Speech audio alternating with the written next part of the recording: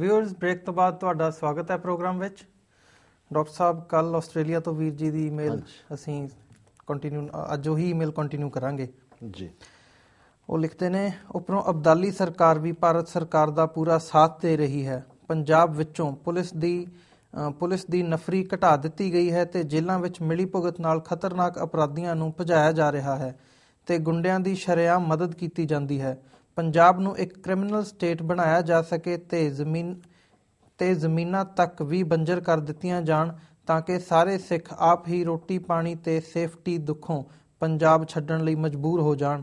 ਭਾਰਤ ਦੀ ਸਰਕਾਰ ਜੋ ਵੀ ਸਿੱਖਾਂ ਦੇ ਨਾਲ ਕਰ ਰਹੀ ਹੈ ਉਹ ਸਿਰਫ ਆਪਣੇ ਵਡੇਰਿਆਂ ਦੇ ਬੋਲ ਨੂੰ ਸੱਚ ਕਰਕੇ ਦਿਖਾਉਣ ਲਈ ਕਰ ਰਹੀ ਹੈ। ਸਿੱਖ ਇੱਕ ਜਰਾਇਮ ਪੇਸ਼ਾ ਕੌਮ ਹੈ। ਇਹਨਾਂ ਦੀ ਬੋਲੀ, ਧਰਮ, ਸੱਭਿਆਚਾਰ ਤੇ ਨਸਲ ਨੂੰ ਖਤਮ ਕਰ ਦੇਣਾ ਚਾਹੀਦਾ ਹੈ। ਹੁਣ ਜੇ ਅਸੀਂ ਹੱਥ ਤੇ ਹੱਥ ਰੱਖ ਕੇ ਬੈਠੇ ਰਹੇ ਤੇ ਉਹ ਸਾਨੂੰ ਜਰਾਇਮ ਪੇਸ਼ਾ ਵੀ ਬਣਾਉਣਗੇ, ਬੋਲੀ ਵੀ ਖਤਮ ਕਰਨਗੇ, ਸੱਭਿਆਚਾਰ ਵੀ ਖਤਮ ਕਰਨਗੇ ਤੇ ਜੇ ਹੋ ਸਕਿਆ ਫਿਰ ਧਰਮ ਤੇ ਨਸਲ ਵੀ ਖਤਮ ਕਰ ਦੇਣਗੇ।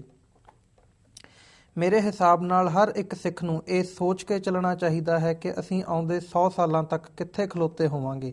ਜੇ ਸਭ ਕੁਝ ਐਵੇਂ ਹੀ ਚੱਲਦਾ ਰਿਹਾ ਤਾਂ ਜਿਹੜੇ ਵਿਦੇਸ਼ਾਂ ਵਿੱਚ ਸਿੱਖ ਵਸੇ ਹਨ, ਇੱਕ ਦਿਨ ਉਹਨਾਂ ਦੇ ਪਰਿਵਾਰਾਂ ਦਾ ਹਾਲ ਉਹੀ ਹੋਵੇਗਾ ਜੋ ਮਹਾਰਾਜਾ ਦਲੀਪ ਸਿੰਘ ਦੇ ਪਰਿਵਾਰ ਦਾ ਹੋਇਆ ਸੀ ਤੇ ਜਿਹੜੇ ਪੰਜਾਬ ਵਿੱਚ ਸਿੱਖ ਹਨ ਉਹਨਾਂ ਦਾ ਹਾਲ ਉਹੀ ਹੋਵੇਗਾ ਜੋ ਅਮਰੀਕਾ ਤੇ ਕੈਨੇਡਾ ਵਿੱਚ ਲਾਲ ਭਾਰਤੀਆਂ ਦਾ ਹੈ।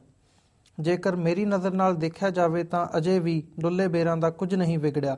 ਬਿਨਾਂ ਹੋਰ ਸਮਾਂ ਬਰਬਾਦ ਕੀਤੇ ਆਪਣੇ ਆਪ ਨੂੰ ਪੈਰਾਂ ਸਿਰ ਖੜਾ ਕਰ ਲੈਣਾ ਚਾਹੀਦਾ ਹੈ ਤੇ ਸਭ ਤੋਂ ਪਹਿਲਾਂ ਅਬਦਾਲੀ ਪਰਿਵਾਰ ਨੂੰ ਸੰਗਲੀ ਪਾਉਣੀ ਚਾਹੀਦੀ ਹੈ। ਜੇ ਅਸੀਂ 30 ਸਾਲ ਕੌਮ ਨੂੰ ਅਗਵਾਈ ਤੋਂ ਬਿਨਾਂ ਰੱਖਾਂਗੇ ਤਾਂ ਗੱਲ ਕਿਵੇਂ ਬਣੇਗੀ। ਦੁਸ਼ਮਣ ਰੋਜ਼ 9 ਤੋਂ 5 ਸਾਡੇ ਖਿਲਾਫ ਸਾਜ਼ਿਸ਼ਾਂ ਰਚੇ ਤੇ ਅਸੀਂ ਰੋਜ਼ ਹੱਥ ਤੇ ਹੱਥ ਧਰ ਕੇ ਬੈਠੇ ਸੋਚਦੇ ਰਹੀਏ ਤੇ ਫਿਰ ਨੁਕਸਾਨ ਕਿਸ ਦਾ ਹੋਵੇਗਾ। ਹੁਣ ਤੁਸੀਂ ਆਪ ਹਿਸਾਬ ਲਾ ਲਓ। ਜੇ ਉਹਨਾਂ ਨੇ 67 ਸਾਲਾਂ ਵਿੱਚ ਇੰਨਾ ਨੁਕਸਾਨ ਕੀਤਾ ਤਾਂ ਫਿਰ ਆਉਂਦੇ 67 ਸਾਲਾਂ ਵਿੱਚ ਦੁੱਗਣਾ ਹੋਵੇਗਾ ਕਿ ਨਹੀਂ। ਡਾਕਟਰ ਸਾਹਿਬ, ਮੈਂ ਮੁਆਫੀ ਚਾਹੁੰਦਾ ਹਾਂ ਕਿਤੇ ਕੋਈ ਗੁੱਸੇ ਜਾਂ ਨਿਰਾਸ਼ਾ ਵਾਲੀ ਗੱਲ ਕੀਤੀ ਹੋਵੇ। ਮੈਨੂੰ ਖਰੀ ਗੱਲ ਕਰਨ ਦੀ ਮਾੜੀ ਆਦਤ ਹੈ ਤੇ ਘੁਮਾ ਫਿਰਾ ਕੇ ਗੱਲ ਕਰਨੀ ਨਹੀਂ ਆਉਂਦੀ। ਬਾਕੀ ਜੇ ਸਿੱਖਾਂ ਦੀ 50% ਸੋਚ ਵੀ ਇੱਕ ਦੂਜੇ ਨਾਲ ਮਿਲ ਜਾਵੇ ਤੇ ਹਾਲਾਤ ਦੇ ਹਿਸਾਬ ਨਾਲ ਬਹੁਤ ਹੈ। ਪਰ ਜੇ ਕੋਈ ਮੇਰੀ ਸਲਾਹ ਪੁੱਛੇ ਤਾਂ ਮੇਰੇ ਤੇ ਇਹੀ ਜਵਾਬ ਹੋਵੇਗਾ ਕਿ ਧੋਖੇਬਾਜ਼ ਸਰਕਾਰ ਤੇ ਗੱਦਾਰਾਂ ਦਾ ਲੱਕ ਤੋੜੇ ਭਾਵੇਂ ਰਸਤਾ ਕੋਈ ਵੀ ਕੰਮ ਹੋਵੇ ਪਰ ਕੰਮ ਹੋਣਾ ਚਾਹੀਦਾ ਹੈ। ਜੇ ਉਹ ਅੱਡੀਆਂ ਚੁੱਕ ਕੇ ਫਾਹਾ ਲੈ ਸਕਦੇ ਹਨ ਤਾਂ ਫਿਰ ਅਸੀਂ ਕਿਉਂ ਨਹੀਂ ਲੈ ਸਕਦੇ। ਜਿਸ ਦੀ ਤਾਕਤ ਹੋਵੇਗੀ ਬਾਜ਼ੀ ਲੈ ਜਾਵੇਗਾ। ਬਾਕੀ ਆਉਣ ਵਾਲੀਆਂ ਪੀੜ੍ਹੀਆਂ ਹਿਸਾਬ ਕਿਤਾਬ ਕਰਦੀਆਂ ਰਹਿਣਗੀਆਂ ਕਿਉਂਕਿ ਕੌਮਾਂ ਦੇ ਮੁਕਾਬਲੇ ਚੱਲਦੇ ਰਹਿੰਦੇ ਹਨ। ਨਾ ਕਦੇ ਇਤਿਹਾਸ ਵਿੱਚ ਖਤਮ ਹੋਏ ਤੇ ਨਾ ਹੀ ਅੱਗੇ ਖਤਮ ਹੋਣਗੇ। ਜਿਹੜਾ ਤਿਆਰ ਰਹੇਗਾ ਬਚਿਆ ਰਹੇਗਾ। ਜਿਹੜਾ ਦਿਨ ਕੱਟੀ ਕਰੇਗਾ ਉਹ ਆਪੇ ਖਤਮ ਹੋ ਜਾਏਗਾ। ਉਹ ਸਿਰਫ ਛਿੱਤਰ ਦੇ ਯਾਰ ਹਨ। ਜਿੰਨਾ ਚਿਰ ਮਾਰਾਂਗੇ ਉਨਾ ਚਿਰ ਚੁੱਪ ਬੈਠਣਗੇ। ਛਿੱਤਰ ਮਾਰਨੇ ਵੀ ਪੈਣਗੇ। ਇੱਕ ਗੱਲ ਪੱਕੀ ਧਾਰ ਲਓ ਕਿ ਭੀਖ ਲੈਣੀ ਨਹੀਂ, ਗੁਲਾਮੀ ਸਹਿਣੀ ਨਹੀਂ। ਗੱਡੀ ਆਪੇ ਹੀ ਰਸਤੇ ਤੇ ਆ ਜਾਵੇਗੀ। ਵਾਹਿਗੁਰੂ ਜੀ ਕਾ ਖਾਲਸਾ, ਵਾਹਿਗੁਰੂ ਜੀ ਕੀ ਫਤਿਹ।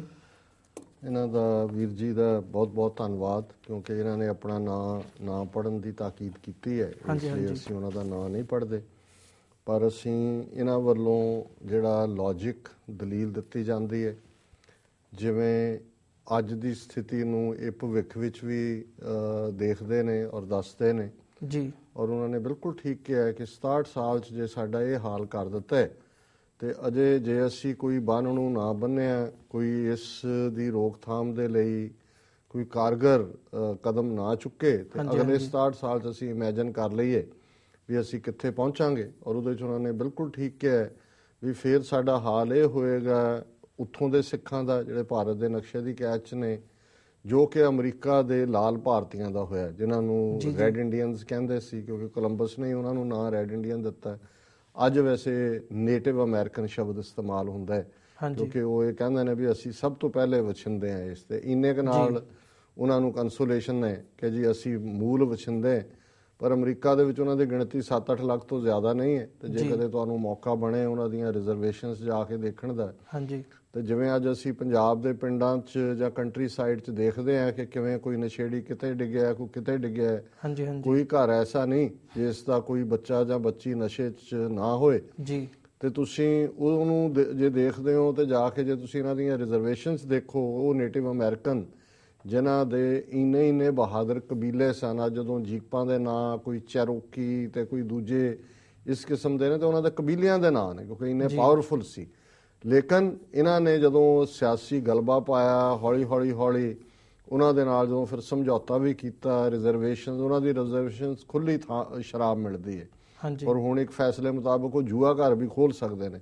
ਸੋ ਹੁਣ ਜਿਹੜੇ ਬਾਹਰਲੇ ਅਮਰੀਕਨ ਨੇ ਉਹ ਉਹਨਾਂ ਦੀ ਰਿਜ਼ਰਵੇਸ਼ਨ, ਕਿਉਂਕਿ ਉਹਨਾਂ ਦੇ ਟੈਕਸ ਨਹੀਂ ਲੱਗਦਾ, ਉਹਨਾਂ ਦੇ ਉੱਥੇ ਆਪਣੇ ਲਾਅ ਚੱਲਦੇ ਨੇ, ਸੋ ਉੱਥੇ ਜਾ ਕੇ ਜੂਏ ਖਾਨੇ ਖੋਲਦੇ ਨੇ, ਬਾਹਰਲੇ ਜਾ ਕੇ ਉੱਥੇ ਜੂਆ ਖੇਡਦੇ ਨੇ, ਤੇ ਉਹਨਾਂ ਦੀ ਜਿਹੜੀ ਮਾੜੀ ਮੋਟੀ ਬਚੀ ਹੋਈ ਜਨਰੇਸ਼ਨ ਵੀ ਹੈ ਸ਼ਰਾਬ ਤੋਂ ਬਚ ਗਈ, ਉਹ ਜੂਏ ਦੇ ਵਿੱਚ ਫਸ ਰਹੀ ਹੈ। ਸੋ ਉਹਨਾਂ ਨੇ ਬਿਲਕੁਲ ਠੀਕ ਕਿਹਾ ਕਿ ਵੀ ਜੇ ਅੱਜ ਤੁਸੀਂ ਪੰਜਾਬ ਦੇ ਵਿੱਚ ਜਿਸ ਲੈਵਲ ਦੀ ਡੀਜਨਰੇਸ਼ਨ ਹੋ ਰਹੀ ਹੈ, ਜਿਸ ਲੈਵਲ ਦੀ ਗਿਰਾਵਟ ਨਜ਼ਰ ਆ ਰਹੀ ਹੈ, ਔਰ ਜਿਹੜਾ ਮਾਡਲ ਹਿੰਦੁਸਤਾਨ ਦੇ ਹਕੂਮਤ, ਜਿਵੇਂ ਉਹਨਾਂ ਨੇ ਕਿਹਾ 9 to 5, ਕਿ ਜਿਹੜੇ 9 ਵਜੇ ਤੋਂ 5 ਵਜੇ ਤੱਕ ਜਿਹੜੇ ਉਹਨਾਂ ਦੇ ਬੈਠੇ IAS ਆਫੀਸਰਸ ਨੇ, ਉਹਨਾਂ ਦੇ ਥਿੰਕ ਟੈਂਕਸ ਬਣੇ ਹੋਏ ਨੇ, ਉਹਨਾਂ ਦੇ ਸਾਰੇ ਇਸ ਕਿਸਮ ਦੀਆਂ ਏਜੰਸੀਆਂ ਦੇ ਲੋਕ ਨੇ, ਉਹਨਾਂ ਦਾ ਦਿਮਾਗ ਇਸ ਕੰਮ ਤੇ ਹੀ ਲੱਗਿਆ ਹੋਇਆ ਕਿ ਬਈ ਇਹ ਸਿੱਖ ਕਿਹੜੇ ਪਾਸੇ। ਔਰ ਮੈਨੂੰ ਪਿਛਲੇ ਦਿਨਾਂ 'ਚ ਇੱਕ ਸਕਾਲਰ ਨਾਲ ਮੇਰੀ ਚੰਡੀਗੜ੍ਹ 'ਚ ਗੱਲ ਹੋ ਰਹੀ ਸੀ, ਤੇ ਉਹਨਾਂ ਨੇ ਵੀ ਕਿਹਾ, ਹਾਲਾਂਕਿ ਉਹ ਹਮੇਸ਼ਾ ਬੜੇ ਆਸ਼ਾਵਾਦੀ ਹੁੰਦੇ ਨੇ, ਤੇ ਉਹ ਮੈਨੂੰ ਕਹਿਣ ਲੱਗੇ, ਕਹਿੰਦੇ ਡਾਕਟਰ ਸਾਹਿਬ ਇੱਥੇ ਜੇ ਤੁਸੀਂ ਕੋਈ ਚਾਰਾ ਕਰੋ ਬਾਹਰੋਂ ਤੇ ਸ਼ਾਇਦ ਅਸੀਂ ਬਚ ਜਾਈਏ, ਇੱਥੇ ਸਾਡਾ ਬਚਣਾ ਬਹੁਤ ਮੁਸ਼ਕਲ ਹੈ। ਵੀ ਸਾਡੇ ਤੇ ਇੰਨੇ ਤੀਰਾਂ ਦੀ ਬੁਛਾੜ ਹੈ, ਇੰਨੇ ਪਾਸਿਓਂ ਹੈ ਵੀ ਸਿਰ ਤੋਂ ਪੈਰਾਂ ਤੱਕ ਅਸੀਂ ਵਿੰਨੇ ਹੋਏ ਹਾਂ। ਅਸੀਂ ਜੇ ਇੱਕ ਤੀਰ ਪੁੱਟ ਕੇ ਵੀ ਸੁੱਟਦੇ ਹਾਂ ਤਾਂ ਉਹਦੀ ਥਾਂ ਤੇ 4 ਆ ਕੇ ਉਸੇ ਥਾਂ ਤੇ ਵੱਜਦੇ ਨੇ। ਔਰ ਫਿਰ ਉਹਨਾਂ ਨੇ ਡੀਟੇਲ 'ਚ ਐਕਸਪਲੇਨ ਕੀਤਾ ਵੀ ਕਿੱਥੇ ਕੀ ਕੌਣ ਕੀ ਕਰ ਰਿਹਾ, ਜਿਹੜਾ ਕਿ ਅਸੀਂ ਵਿਚਾਰ ਕਰਦੇ ਹੀ ਹਾਂ, ਸਾਡੇ ਉੱਥੋਂ ਦੇ ਦਰਸ਼ਕ ਵੀ ਜਿਹੜੇ ਨੇ ਸਾਨੂੰ ਲਿਖਦੇ ਨੇ। ਸੋ ਇਹ ਜਿਹੜੇ ਇੱਕ ਪਾਸੇ 9 to 5 ਚੈਲੰਜ ਵਾਲੇ ਨੇ, ਤੇ ਜੇ ਅਸੀਂ ਆਪਣੇ ਕੌਮ ਦੇ ਹਵਾਲੇ ਨਾਲ ਦੇਖੀਏ, ਕਿੰਨੇ ਕੁ ਨੇ ਈਵਨ ਬਾਹਰ ਵੀ, ਜਿੱਥੋਂ ਜਦੋਂ ਉਹਨਾਂ ਨੇ ਇਹ ਕਿਹਾ ਕਿ ਵੀ ਉੱਥੇ ਰੈੱਡ ਇੰਡੀਅਨ ਵਾਲਾ ਹਾਲ ਹੋਏਗਾ, ਤੇ ਨਾਲ ਹੀ ਉਹਨਾਂ ਨੇ ਬਾਹਰਲੇ ਸਿੱਖਾਂ ਨੂੰ ਵੀ ਕਿਹਾ ਵੀ ਮਤ ਸਮਝੋ ਵੀ ਅੱਜ ਤਾਂ ਤੁਹਾਨੂੰ ਲੱਗਦਾ ਕਿ ਵੀ ਚਲੋ ਤੁਸੀਂ ਇੱਕ ਅੱਧੀ ਜਨਰੇਸ਼ਨ ਕੋਸ਼ਿਸ਼ ਕਰਕੇ ਬੱਚਿਆਂ ਨੂੰ ਸਿੱਖੀ ਸਰੂਪ 'ਚ ਰੱਖ ਰਹੇ ਹੋ, ਤੁਸੀਂ ਗੁਰਦੁਆਰੇ ਬਣਾ ਲਏ ਨੇ, ਥੋੜ੍ਹੀ ਬਹੁਤ ਪੰਜਾਬੀ ਬੱਚੇ ਪੜ੍ਹ ਲੈਂਦੇ ਨੇ, ਪਰ ਜੇ ਇਹੀ ਹਾਲ ਰਿਹਾ ਤੇ ਤੁਹਾਡਾ ਹਾਲ ਵੀ ਦਲੀਪ ਸਿੰਘ ਵਾਲਾ ਹੋ ਜਾਣਾ। ਹੁਣ ਕਈ ਵਾਰ ਜਦੋਂ ਦਲੀਪ ਦਾ ਜ਼ਿਕਰ ਹੁੰਦਾ ਤੇ ਸਿੱਖ ਜਿਹੜੇ ਹਿਸਟੋਰੀਅਨ ਜਾਂ ਜਿਹੜੇ ਐਨਾਲਿਸਟ ਵੀ ਨੇ ਉਹ ਵੀ ਡਿਵਾਈਡਡ ਹੁੰਦੇ ਨੇ। ਇੱਕ ਉਹਨੂੰ ਪੂਰਾ ਪ੍ਰੈਜ਼ੈਂਟ ਕਰਨਾ ਚਾਹੁੰਦੇ ਨੇ ਲਾਈਕ ਏ ਪੈਟਰੀਓਟ, ਪੂਰਾ ਦੇਸ਼ ਭਗਤ, ਉਹ ਕਿਵੇਂ ਮਾਂ ਤੋਂ ਬੇਸ਼ੱਕ ਜੁਦਾ ਹੋਇਆ, ਕਿਵੇਂ ਜਦੋਂ ਉਹਦੇ ਵਿਚਲੀ ਸਿੱਖੀ ਜਾਗੀ ਤਾਂ ਉਹਨੇ ਕਿਵੇਂ ਚੈਲੰਜ ਕੀਤਾ, ਫਿਰ ਉਹਨੇ ਰਾਜ ਪਲਟਾ ਕਰਨ ਦੀ ਕੋਸ਼ਿਸ਼ 'ਚ ਰੂਸ ਵੀ ਗਿਆ, ਦੂਜਾ ਉਹਦੀ ਗੱਲ ਨਹੀਂ ਚੱਲੀ। ਤੇ ਇੱਕ ਪਾਸਾ ਉਹਦਾ ਦੂਸਰਾ ਰੁਖ ਪੇਸ਼ ਕਰਨ ਦਾ ਯਤਨ ਕਰਦਾ ਵੀ ਕਿਵੇਂ ਉਹ 12-13 ਸਾਲ ਦੀ ਉਮਰ 'ਚ ਹੀ ਅੰਗਰੇਜ਼ੀ ਰੰਗ 'ਚ ਰੰਗਿਆ ਗਿਆ, ਕਿਉਂਕਿ ਉਹਦੇ ਆਲੇ ਦੁਆਲੇ ਟਿਊਟਰ ਇਸ ਕਿਸਮ ਦੇ ਰੱਖੇ ਗਏ। ਉਹ ਆ ਕੇ ਇੱਕ ਇੰਗਲਿਸ਼ ਬਲੈਕ ਪ੍ਰਿੰਸ ਬਣ ਗਿਆ, ਇੰਗਲੈਂਡ ਦੇ ਵਿੱਚ ਸ਼ਰਾਬ ਖੇਲਣੀ, ਸ਼ਿਕਾਰ ਕਰਨਾ ਔਰ ਐਸ਼ੀ ਕਰਨੀ, ਔਰ ਕਿਵੇਂ ਜਿੰਨੀ ਉਹਨੂੰ ਪੈਨਸ਼ਨ ਮਿਲਦੀ ਸੀ ਉਹਦੇ ਨਾਲੋਂ ਵੱਧ ਉਹ ਖਰਚ ਕਰਦਾ ਸੀ, ਔਰ ਕਿਵੇਂ ਉਹ ਇੱਕ ਕਨਫਿਊਜ਼ਡ ਯੰਗ ਮੈਨ ਦੇ ਤੌਰ ਤੇ ਉਹਦੀ ਮੌਤ ਹੋਈ, ਭਾਵੇਂ ਉਹਨੇ 2-4 ਧਮਕੀਆਂ ਦੀਆਂ ਚਿੱਠੀਆਂ ਵੀ ਲਿਖੀਆਂ, ਪਰ ਅਗਲੀ ਦੇ ਵਿੱਚ ਉਹ ਮਾਫੀ ਮੰਗ ਲੈਂਦਾ ਸੀ ਰਾਣੀ ਤੋਂ। ਸੋ ਇਹ ਦੂਸਰਾ ਇਮੇਜ ਹੈ। ਹੁਣ ਜੇ ਮੈਨੂੰ ਕੋਈ ਪੁੱਛੇ, ਹਾਲਾਂਕਿ ਜਦੋਂ ਅਸੀਂ ਇਨਸਾਨੀ ਜਜ਼ਬਾਤੀ ਗੱਲ ਕਰਦੇ ਹਾਂ, ਫਿਰ ਅੰਗਰੇਜ਼ਾਂ ਦੇ ਜ਼ੁਲਮ ਦੀ ਕਹਾਣੀ ਸਾਹਮਣੇ ਹੈ ਕਿ ਕਿਵੇਂ ਮਾਂ ਪੁੱਤਰ ਨੂੰ ਵਿਛੋੜਿਆ, ਕਿਵੇਂ ਗਾਰਡੀਅਨ ਦਾ ਰੋਲ ਜਿਹੜਾ ਇਹਨਾਂ ਨੇ ਲਿਆ ਸੀ ਕਿ ਜਦੋਂ ਤੱਕ 18 ਸਾਲ ਦਾ ਨਹੀਂ ਹੋਏਗਾ ਅਸੀਂ ਉਹਨੂੰ ਸਰਾਜ ਭਾਗ ਦੇ ਜਿਹੜੇ ਆ ਉਹ ਸੰਰਖਿਅਕ ਆ ਜਾਂ ਗਾਰਡੀਅਨ ਹੈ, ਕਿਵੇਂ ਉਸ ਸਮਝੌਤੇ ਨੂੰ ਤੋੜਿਆ, ਕਿਵੇਂ ਇੰਗਲੈਂਡ ਲਿਆ ਕੇ ਵੀ ਉਹਨੂੰ ਜ਼ਲੀਲ ਕੀਤਾ, ਕਿਵੇਂ ਈਵਨ ਉਹਦੀ ਪਰਸਨਲ ਪੋਜੈਸ਼ਨ ਕੋਹਿਨੂਰ ਹੀਰਾ ਜਿਹੜਾ ਹੈ ਉਹ ਰਾਣੀ ਨੇ ਜਿਹੜਾ ਧੋਖੇ ਦੇ ਨਾਲ ਲਿਆ, ਔਰ ਇਹਨਾਂ ਨੇ ਵੀ ਕਿਹਾ ਜਿਵੇਂ ਉਹਨੇ ਆਪ ਭੇਟ ਕੀਤਾ।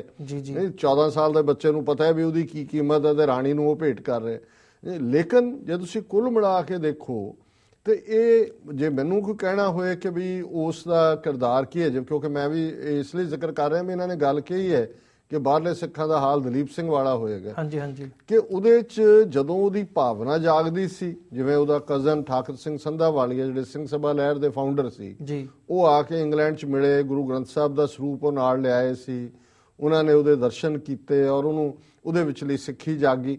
ਉਸਨੇ ਇੱਛਾ ਜ਼ਾਹਰ ਕੀਤੀ ਵੀ ਮੈਂ ਅੰਮ੍ਰਿਤਪਾਨ ਕਰਨਾ ਹੈ, ਔਰ ਉਹਨੂੰ ਆਣ ਨਹੀਂ ਦਿੱਤਾ ਉਹਨਾਂ ਨੇ। ਉਹਨੇ ਅਦਨ ਥਾਂ ਤੇ ਪਰਿਵਾਰ ਸਮੇਤ ਉੱਥੇ ਪਹੁੰਚਿਆ ਸੀ, ਉੱਥੇ ਉਹਦਾ ਜਹਾਜ਼ ਰੋਕਤਾ, ਸਮੁੰਦਰੀ ਜਹਾਜ਼ ਰਾਹੀਂ ਟਰੈਵਲ ਹੁੰਦੀ ਸੀ, ਉੱਥੇ ਉਹਨੇ ਅੰਮ੍ਰਿਤ ਛਕਿਆ ਵੀ।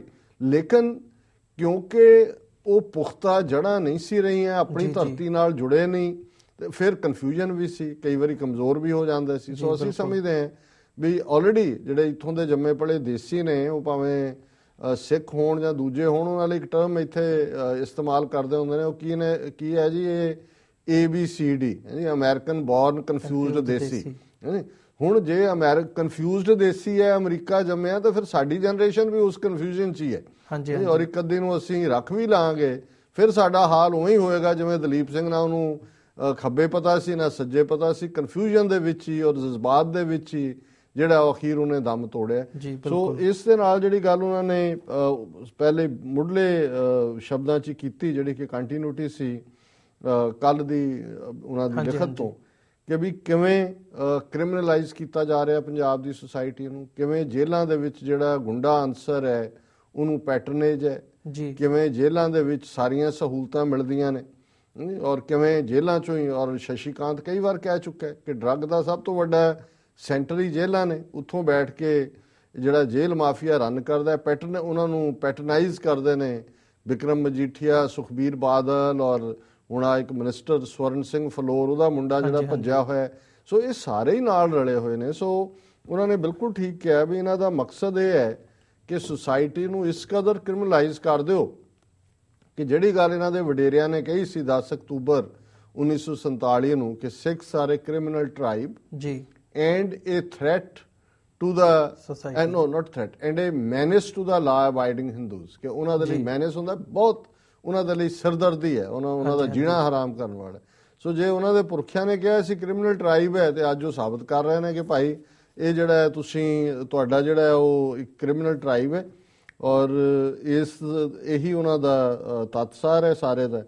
ਸੋ ਉਹਨਾਂ ਨੇ ਕਨਕਲੂਡ ਇਹ ਕੀਤਾ ਹੈ ਕਿ ਵੀ ਜਿਸ ਦੀ ਤਾਕਤ ਹੈ ਉਹ ਬਾਜ਼ੀ ਲੈ ਜਾਂਦੇ ਨੇ, ਤੇ ਜਿਹੜੀਆਂ ਕੌਮਾਂ ਮੁਕਾਬਲੇ 'ਚ ਨਹੀਂ ਖਲੋਂਦੀਆਂ ਉਹ ਵਾਈਪ ਆਊਟ ਹੋ ਜਾਂਦੀਆਂ। ਸਾਨੂੰ ਤਿਆਰ ਬਰ ਤਿਆਰ ਰਹਿਣਾ ਚਾਹੀਦਾ। ਜਿਹੜੀ ਭੀਖ ਲੈਣ 'ਚ ਅਸੀਂ ਯਕੀਨ ਨਹੀਂ ਰੱਖਦੇ, ਗੁਲਾਮੀ ਦੇ ਸੰਗਲ ਕੱਟਣ 'ਚ ਯਕੀਨ ਰੱਖੀਏ, ਔਰ ਹੌਸਲੇ ਦੇ ਨਾਲ। ਬਾਕੀ ਉਹਨਾਂ ਨੇ ਕਿਹਾ ਜੀ ਉਹਨਾਂ ਦੀਆਂ ਸਿੱਧੀਆਂ ਗੱਲਾਂ ਨੇ ਸਾਨੂੰ ਗੁੱਸਾ ਨਾ ਲੱਗੇ, ਸਾਨੂੰ ਤੁਸੀਂ ਭਾਈਜਾਨ ਪਸੰਦ ਹੀ ਇਸ ਲਈ ਹੋ ਵੀ ਤੁਹਾਡੀਆਂ ਗੱਲਾਂ ਜਿਹੜੀਆਂ ਉਹ ਸਿੱਧੀਆਂ ਨੇ, ਔਰ ਇਮਾਨਦਾਰੀ ਦੇ ਨਾਲ ਤੁਸੀਂ ਜਿਹੜਾ ਇਸ ਸਾਰੀ ਸਥਿਤੀ ਦਾ ਮੁਲਾਂਕਣ ਕੀਤਾ।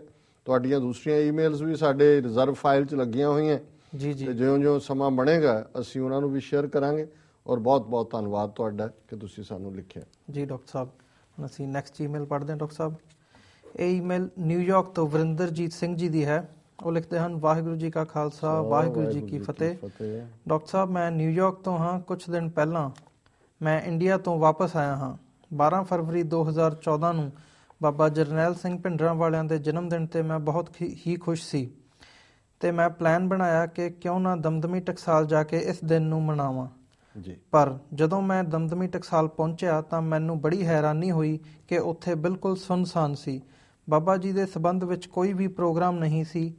ਮੈਂ ਬਹੁਤ ਦੁਖੀ ਹੋਇਆ ਕਿ ਸੰਤ ਜੀ ਨੇ ਆਪਣੀ ਜ਼ਿੰਦਗੀ ਕੌਮ ਦੇ ਲੇਖੇ ਲਾ ਦਿੱਤੀ, ਤੇ ਅੱਜ ਉਸ ਦਮਦਮੀ ਟਕਸਾਲ ਕੋਲ ਟਾਈਮ ਨਹੀਂ ਹੈ ਉਹਨਾਂ ਦੀ ਯਾਦ ਮਨਾਉਣ ਦਾ।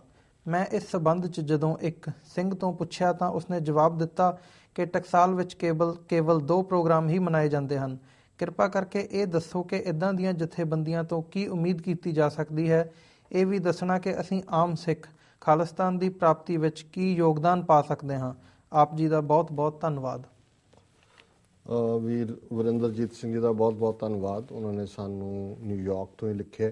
ਹਾਂਜੀ ਡਾਕਟਰ ਉਹਨਾਂ ਦੀ ਕੱਲ ਹੀ ਈਮੇਲ ਆਈ, ਔਰ ਮੈਂ ਕਿਉਂਕਿ ਸਮਝਦਾ ਕਿ ਜਿੰਨੀਆਂ ਬਰੀਫ ਈਮੇਲਸ ਹੋਣ ਉਹਨਾਂ ਦੇ ਜ਼ਿਆਦਾ ਚਾਂਸ ਹੁੰਦੇ ਨੇ ਇੱਕਦਮ ਪਿਕ ਕਰਨ ਦੇ, ਕਿਉਂਕਿ ਅਸੀਂ ਲੰਬੀਆਂ ਈਮੇਲਸ ਜਦੋਂ ਵਿਚਾਰ ਚਰਚਾ 'ਚ ਲਿਆਉਂਦੇ ਹਾਂ ਫਿਰ 1 ਜਾਂ 2 ਤੋਂ ਜ਼ਿਆਦਾ ਪੜ੍ਹੀਆਂ ਨਹੀਂ ਜਾਂਦੀਆਂ ਜੀ। ਉਹਨਾਂ ਨੇ ਆਪਣਾ ਤਜਰਬਾ ਦਿੱਤਾ ਹੈ ਕਿ ਵੀ ਉਹ ਪੰਜਾਬ ਗਏ 12 ਫਰਵਰੀ ਨੂੰ ਗੁਰਦੁਆਰਾ ਗੁਰਦਰਸ਼ਨ ਪ੍ਰਕਾਸ਼ ਚੌਂਕ ਮਹਿਤਾ, ਕਿਉਂਕਿ ਉਹਨਾਂ ਨੇ ਪਲੇਸ ਤਾਂ ਨਹੀਂ ਲਿਖਿਆ, ਸੋ ਜ਼ਾਹਰ ਹੈ ਵੀ ਉੱਥੇ ਹੀ ਹੋਏਗਾ। ਦਮਦਮੀ ਟਕਸਾਲ ਦਾ ਹੈਡਕੁਆਟਰ ਉਹੀ ਹੈ ਵੀ ਉੱਥੇ ਬਿਲਕੁਲ ਸੁਨਸਾਨ ਸੀ। ਔਰ ਉਹਨਾਂ ਨੇ ਇੱਕ ਸਿੰਘ ਨੂੰ ਪੁੱਛਿਆ ਕਿ ਭਾਈ ਕੀ ਗੱਲ ਹੈ, ਇਹ ਤਾਂ ਆਪਣੇ ਵੱਲੋਂ ਚਾਅ ਨਾਲ ਗਏ ਕਿ ਜੀ ਸੰਤ ਜਰਨੈਲ ਸਿੰਘ ਜੀ ਦਾ ਜਨਮ ਦਿਨ ਹੈ, ਉੱਥੇ ਜਾ ਕੇ ਸਮਾਗਮ 'ਚ ਸ਼ਾਮਲ ਹੋਵਾਂਗੇ। ਉਹਨਾਂ ਨੇ ਕਿਹਾ ਜੀ ਅਸੀਂ ਇੱਥੇ 2 ਹੀ ਦਿਨ ਮਨਾਉਂਦੇ ਤੇ ਹੋਰ ਸਾਡਾ ਕੋਈ ਨਹੀਂ ਹੈ ਸੰਬੰਧ। ਉਹਨਾਂ ਨੇ ਬਾਕੀ ਪੁੱਛਿਆ ਵੀ ਬਾਹਰਲੇ ਸਿੱਖ ਕੀ ਯੋਗਦਾਨ ਪਾ ਸਕਦੇ ਨੇ। ਦੇਖੋ, ਗੱਲ ਤਾਂ ਅਸੀਂ ਇਹ ਕਵਾਂਗੇ ਕਿ ਬਹੁਤ ਵਾਰ ਜਿਹੜਾ ਇਹ ਕੋਟ ਜਿਹੜਾ ਅਕਸਰ ਮੈਂ ਕਿਸੇ ਖਾਸ ਮਨੁੱਖ ਦੇ ਲਈ ਕੋਟ ਕਰਦਾ, ਪਰ ਸੰਤ ਜਰਨੈਲ ਸਿੰਘ ਉਹਨਾਂ ਦੇ ਵਿੱਚੋਂ ਇੱਕ ਨੇ ਕਿ ਹਜ਼ਾरों साल नरगिस अपनी बेनूरी पे रोती है, बड़ी मुश्किल से होता है चमन में दीदावर पैदा।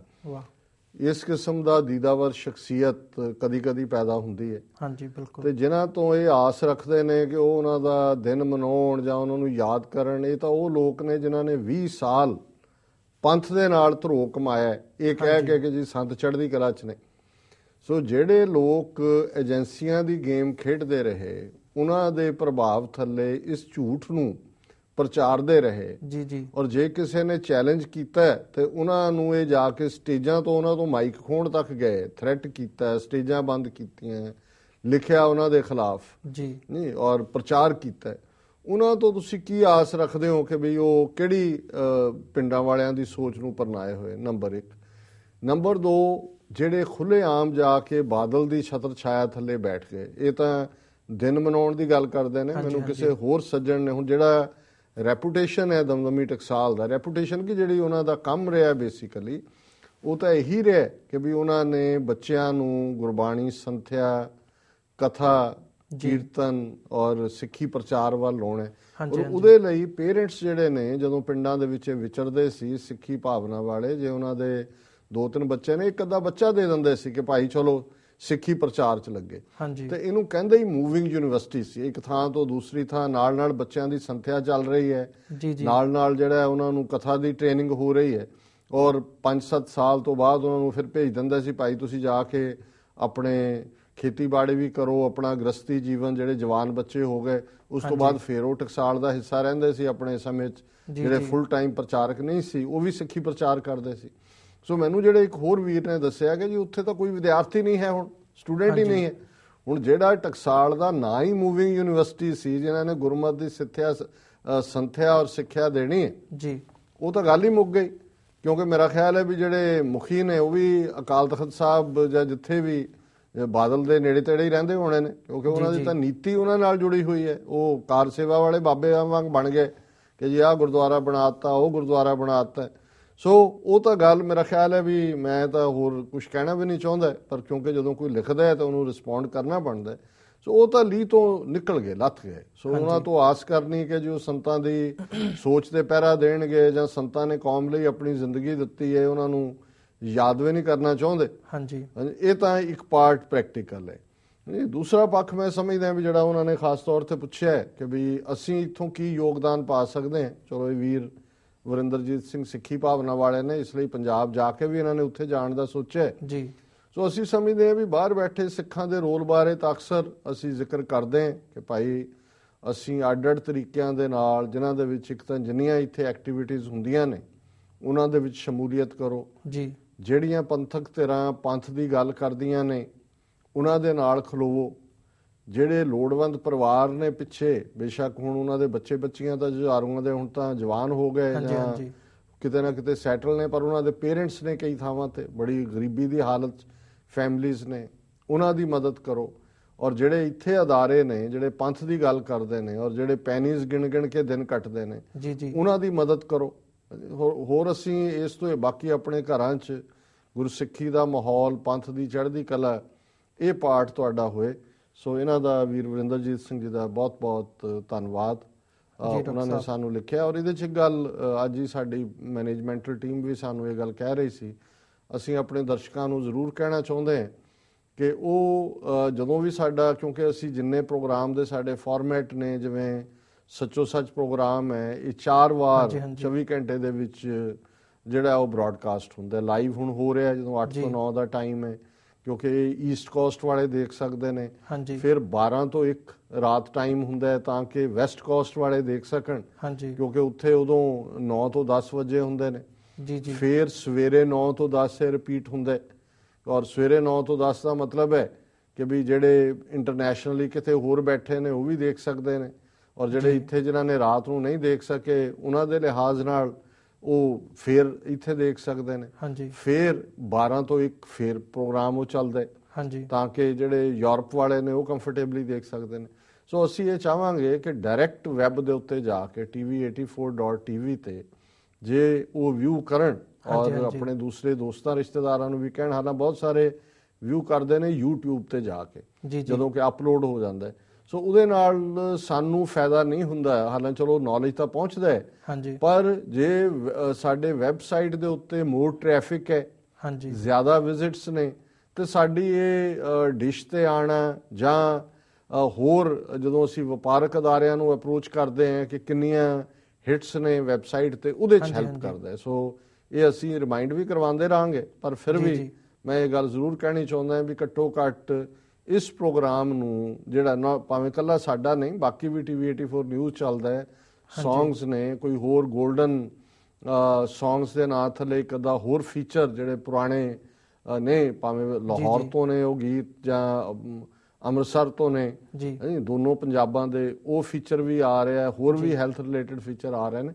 ਸੋ ਅਸੀਂ ਸਮਝਦੇ ਹਾਂ ਵੀ ਡਾਇਰੈਕਟ ਵੈਬ ਦੇ ਉੱਤੇ ਜਾ ਕੇ tv84.tv ਦੇ ਉੱਤੇ ਲਾਈਵ ਪ੍ਰੋਗਰਾਮ ਦੇਖਣ ਦੀ ਆਦਤ ਪਾਓ। ਇਸ ਦੇ ਨਾਲ ਵੀ ਤੁਸੀਂ ਜਿਹੜਾ ਹੈ ਕੰਟਰੀਬਿਊਟ ਕਰਦੇ ਹੋ ਇਸ ਪ੍ਰੋਗਰਾਮ ਜਾਂ ਇਸ TV84 ਨੂੰ ਐਸਟੈਬਲਿਸ਼ ਕਰਨ ਦੇ ਵਿੱਚ। ਜੀ ਵਿਊਅਰਸ, ਹੁਣ ਸਮਾਂ ਹੋ ਗਿਆ ਹੈ ਬ੍ਰੇਕ ਦਾ। ਤੁਸੀਂ ਸਾਡੇ ਨਾਲ ਇਸੇ ਤਰ੍ਹਾਂ ਬਣੇ ਰਹੋ। ਮਿਲਦੇ ਹਾਂ ਇੱਕ ਛੋਟੇ ਜਿਹੇ ਬ੍ਰੇਕ ਤੋਂ ਬਾਅਦ।